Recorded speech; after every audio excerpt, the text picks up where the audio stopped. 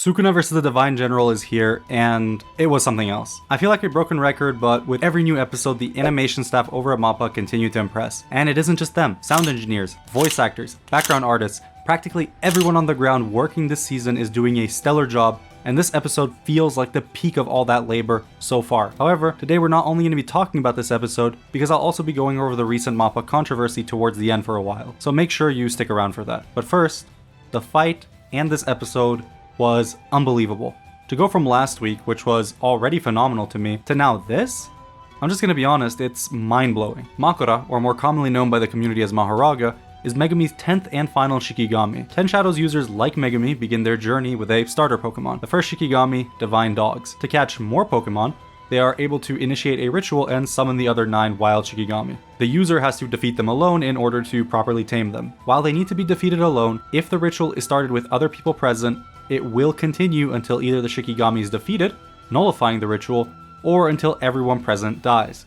This fact is why Megumi has tried to summon Makura at every single minor inconvenience, because to him, as long as he takes the enemy with him, it's worth it. Haruta is stuck in the ritual while Megumi is on 0 rings and in a suspended state of death. Sukuna makes the save on Haruta precisely because he doesn't want the ritual to end, even if he doesn't know that that's what would happen. If Megumi dies, whatever plan he's been conjuring would likely go down the drain. The summoning sequence itself for Makura was stellar. The way the cocoon quivers as the chains break, the wings springing out, and the towering giant fully emerges, killing Megumi in one strike. Sukuna squares off with Makura, and to be honest, MAPPA has been upscaling JJK characters in this season, especially during the extra anime-only scenes. This fight was only a couple of chapters long in the manga, but the anime has extended to be roughly half the episode. The scope and scale of this fight overshadows even that of Jogo vs. Sukuna, and I'm all here for it. Buildings collapse, planes explode, cranes and city blocks are torn to shreds and used as ammunition. A Shikigami with the ability to adapt to all phenomena, a true punching bag for Sukuna to finally get to enjoy himself. Where Jogo couldn't land a hit, Makura strikes first with its Blade of Extermination, a blade enveloped in positive cursed energy, and if Sukuna had been a cursed spirit, he'd get annihilated on the spot. Sukuna quickly counters and lands a dismantle, and the two send each other flying. Sukuna gets up first, but not before getting a drink and some popcorn. He quickly throws it away before launching another dismantle and two go at it. Makura drags Sukuna around like Broly did Goku in the movie, before throwing him into a building and then lunging at him. As the fight continues, Makura continues to grow more and more monstrous, chasing Sukuna around. In the manga, Makura never retracts its blade, but in the anime they've given it that option and it works so well. Now, instead of it only being able to slash things with its sword hand, Makura can go Hulk mode. Hulk mode, however, isn't enough because Sukuna is too nimble and he cuts Makura into pieces like he did Jogo. However, Makura isn't Jogo and it can actually fight back as it launches an air blast, sending Sukuna flying before it catches up to him. The two trade blows in a perfect JoJo's reference, and I love the way the slashes continue to rip apart the building. A cool display of his technique as well as a nice nod to Makura's adaptation before it being fully revealed. The anime continues to impress with its usage of the setting. Sukuna using wires to tie Makura up, Makura throwing cars, and then Sukuna kicking that car back alongside a massive dismantle to chop Makura's head in half. That's when we hear the very first gong. Makura's wheel has spun, and the first adaptation has been completed. Sukuna realizes that it did something, and the two immediately get back to it. The rumble of their battle felt by everyone in the vicinity. Buildings being flung around as Sukuna gets launched once again, this time inside a building full of cowering civilians as Makura crashes in. The idea to show Sukuna slashes as black in the anime is very good because I think it helps viewers see what he's actually doing with his curse technique. More on that in a bit. Makura ends up being laid out flat, but he gets up almost immediately, and we finally see Sukuna use his second mouth. In the manga, Gege showcased this cover, which I'm not sure if the anime will touch up on it, so minor spoilers. Skip ahead about 5 to 10 seconds if you want absolutely zero spoilers. This is Sukuna's Hei and Arrow form, and as you can see, he has 2 mouths. Moving on. Makura gets ping-ponged and black sludge oozes out of it. The gong echoes once more, and this time, the slashes aren't enough to stop Makura's attack, as the two end up outside. Sukuna uses his surroundings once again as he renders Makura unable to move. Another gong. Now, Makura is able to pull aside buildings as it instinctively charges at Sukuna before tossing a whole ass train at him. The train gets cut into ribbons, and once again we see the shape of Sukuna's slashes. For the first time in the fight, Sukuna is surprised twice. First, Makura is attacking him with cursed energy, then once again, it uses the train to somehow stop his slashes. Makura gets even bigger somehow, so let's get into that real quick. In the manga, Makura has never been stated to just have the ability to become bigger or smaller.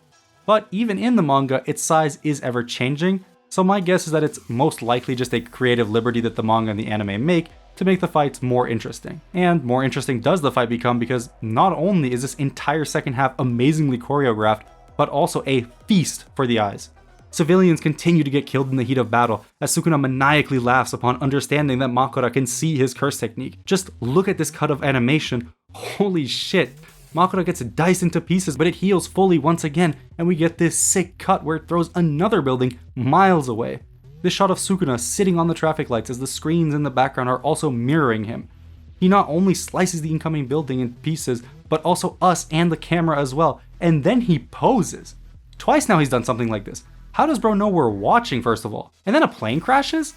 I mean, Sukuna has absolutely no chill because my guy rips out the wing of that crashing plane and uses it to whack Makura into a pool of water before impaling him with an antenna tower. Makura is trapped and starts drowning. The adaptation takes place once more, and this incredibly smooth cut of Sukuna cutting Makura repeatedly along with the city behind it. Realizing that Makura is continuously adapting to his technique, Sukuna brings out true jujutsu. A truly divine technique requires truly divine animation. This is easily the single best looking domain expansion in the series, and it is incredibly fitting that the King of Curses himself holds that title. This is also one of the finest cuts of animation. The black shrouding his face, the immaculately expressive animation of his hands as he gets ready to make the domain, that damned smile, the way Megumi bleeds into the shadows, and finally, the domain itself.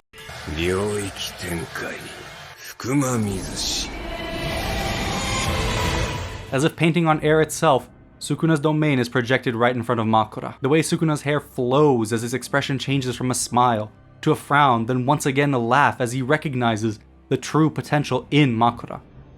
Makura, having almost entirely adapted to the technique, walks past the onslaught of slashes. Sukuna's hands begin to glow red, and he's shrouded in fire. The lights flicker as the heat from Sukuna's fire reaches its apex. An arrow even more powerful than that used to end Jogo, Makura is defeated. Yuji's finally able to take control over his body once more, but all that lay before him is the absolute devastation that Sukuna has caused. Memories flash in his mind, Mimiko and Nanako, the people of Shibuya, Kusakabe and Panda. Everything floods his mind, and Yuji's soul shatters. Junya Inoki, Yuji's voice actor, absolutely killed it with the delivery in these lines. You can really feel the despair that Yuji is also feeling at this moment. The episode started with his grandfather telling him to save people, and now all Yuji can think of himself is that he's become a murderer. He gathers himself in whatever way he can, choosing to move forward. Wow. Words cannot describe how amazing this episode was. However, words can describe how big of a piece of shit MAPPA the company is, so let's talk about that real quick. If you haven't heard, MAPPA animators have taken to Twitter and aired out a ton of grievances towards the Jujutsu Kaisen project.